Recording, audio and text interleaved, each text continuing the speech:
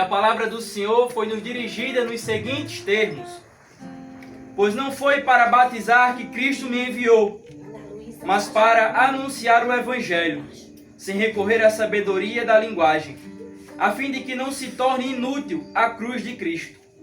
Com efeito, a linguagem da cruz é loucura para aqueles que se perdem, mas para aqueles que se salvam, para nós é poder de Deus. Pois está escrito: destruirei a sabedoria dos sábios e rejeitarei a inteligência dos inteligentes. Onde está o sábio? Onde está o homem culto?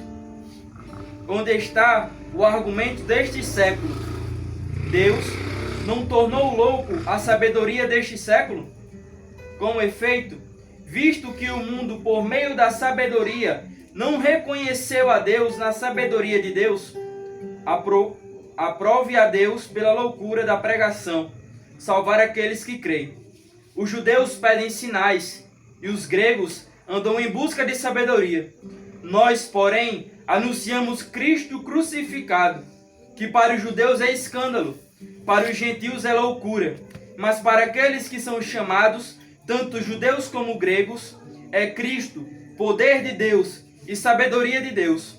Pois o que é loucura de Deus é mais sábio do que é dos homens, e o que é fraqueza de Deus é mais forte do que os homens. Palavra do Senhor. Vamos dar uma salva de palmas para a palavra de Deus. Você que está com a Bíblia, dá um beijo nela.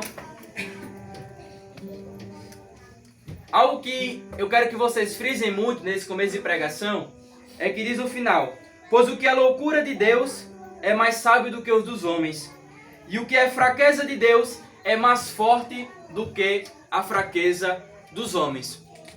Tenho certeza que muitos de vocês já ouviram uma palavra que diz assim: Deus usa os fracos para confundir os fortes. Já ouviram isso? Já. Alguém diz: Deus escolhe aqueles que ninguém espera, aqueles que ninguém dá nada, aqueles que muitas vezes a própria família rejeita. Mas Deus vai lá e tira aquela pessoa dali e levanta para ser o quê? Um grande arauto do reino de Deus. Porque o que é fraqueza para os olhos dos homens, para Deus é fortaleza de Deus. Quando a gente olha a história de Davi, creio que muitos aqui conhecem, quando o profeta chega na casa de Davi para ungir, ele passa por todos os irmãos de Davi, do mais alto ao mais forte. Mas Deus fala: não é esse que eu quero. Quando Davi chega, um jovem, fraco, baixo de estatura, e Senhor, é esse mesmo que o Senhor quer que eu unja? E Deus fala: você vê o corpo, você vê o que os seus olhos estão vendo, mas eu vejo o coração. Talvez hoje você possa ter chegado aqui desenganado com muitas coisas, por causa da sua família, por causa de amizades, ou muitas vezes por você mesmo, porque a gente tem essa arrumação de se auto-sabotar, né? De se auto-colocar para baixo, dizendo que eu não sou ninguém, que eu não sou nada, coisa que as pessoas já colocaram na nossa cabeça. Mas Deus está dizendo: você vê a face, você vê a sua estrutura, mas eu vejo o seu coração. Eu vejo o seu coração. Olha para o irmão do lado aí agora. Diz assim: o Senhor, Ele vê o seu coração. Glória a Deus. Amém. O Senhor, Ele vê o seu coração. Mesmo que hoje você tenha chegado aqui se achando indigno de algo, se achando inferior ao chamado que Deus tem para você, Ele diz: eu olho o teu coração. Mas quando a gente olha para essa palavra, Paulo, ele está falando do quê? Da cruz. Paulo, ele está falando da morte de nosso Senhor, que para muitos naquela época era escândalo.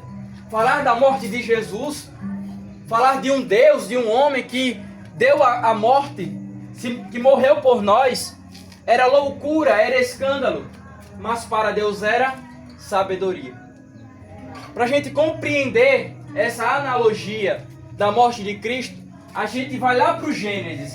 Essa é fácil de achar. Primeiro livro da Bíblia. Pode abrir aí. Livro de Gênesis.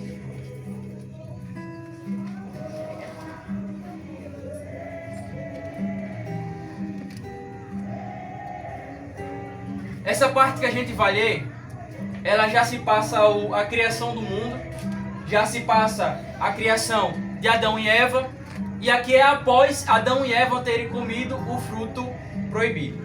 Alguém aqui sabe me dizer o que era esse fruto proibido? Não é a maçã, só para deixar claro. O fruto proibido foi a desobediência de Adão e Eva. O que foi que Deus disse para Adão e Eva? Vocês têm tudo, podem comer tudo, mas daquela árvore não toquem. É como a gente, né? A gente não é muito diferente não. Deus fala, você pode fazer isso, mas aquilo que Deus fala que a gente não pode fazer, a gente vai lá e faz. Por isso que a gente julga muito Adão e Eva, mas a gente não vai muito longe não. Capítulo 3, versículo 8. Gênesis 3, 8. Amém? Quem achou, diga amém. Quem não achou, diga Deus me acuda. A palavra do Senhor foi dirigida nos seguintes termos. Eles ouviram o passo de Yahvé, Deus que passeava no jardim à brisa do dia. E o homem e a sua mulher se esconderam da presença de Deus entre as árvores do jardim. Deus, todo santo dia, ele ia visitar Adão e Eva. Imaginem só, Deus todo dia ia visitar você, face a face. Adão e Eva não tinham isso. Continuando. Yahvé Deus chamou o homem. Onde estás? Disse ele. Ouvi teus passos no jardim. Respondeu o homem. Tive medo, porque estou nu e me escondi. Ele retomou. O que te fez para saber que estavas nu? Comestes então da árvore que te proibi de comer? O homem respondeu. A mulher que puseste junto de mim me deu da árvore e eu comi. Coisa digna de nós, né? Jogar a culpa um no outro. Foi fulano, foi cicrano, isso e aquilo. Mas o que eu quero frisar aqui para vocês. Quando Adão e Eva, eles comem do fruto proibido, eles pecam contra Deus com a desobediência, eles fazem o que? Eles se escondem. Vou fazer uma perguntinha para vocês e quero que vocês me respondam. Deus, ele sabe de tudo, não sabe? Sim ou não? Sim. Sim. Deus, ele sabia onde Eva e Adão estavam? Sim. Sim. E por que ele perguntou? Ele sabia. Ele sabia que Adão e Eva estavam escondidos atrás de um arbusto, atrás de uma árvore. Mas ele pergunta, onde estás que eu não te vejo? Sabe o que isso significa? Porque antes de Adão e Eva pecarem, eles estavam dentro de Deus. Eles estavam na presença de Deus. E quando Deus fala, onde estás que eu não te acho, não te vejo, é porque eles já não estavam mais dentro de Deus. Então o que Deus quis dizer? Adão, Eva, onde vocês estão que eu não acho vocês dentro de mim? E hoje essa pergunta que Deus fez para eles, Ele está fazendo para nós. Porque talvez a gente não se encontre dentro de Deus hoje.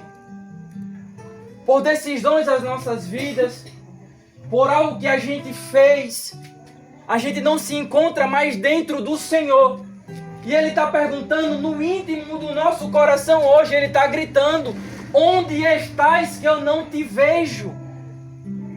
Onde estás? Talvez todos aqui estejam, Deus esteja nos vendo. Mas isso é algo que a gente mesmo se pergunta. Pergunte para você agora, no íntimo do seu coração, eu estou dentro de Deus? Deus, eu estou dentro de ti? Se a sua resposta, que eu não sou o bonzão para responder, quem pode responder é você, for não, Deus ele grita hoje, nessa segunda-feira, onde estás que eu não te vejo? E Ele quer que você esteja dentro dele. A resposta nós vamos ver mais à frente. A gente sabe que Adão e Eva é expulso do paraíso. E o pecado ele começa a crescer no mundo. O irmão mata o outro irmão. E aí começa a acontecer muita doideira no mundo. Deus manda o dilúvio para limpar a terra. Mas aí depois começa tudo de novo. E vai. Passa todo o Antigo Testamento. A gente chega no Novo Testamento. A gente chega no envio do Filho de Deus. No envio do próprio Deus. O próprio Deus vem para a terra.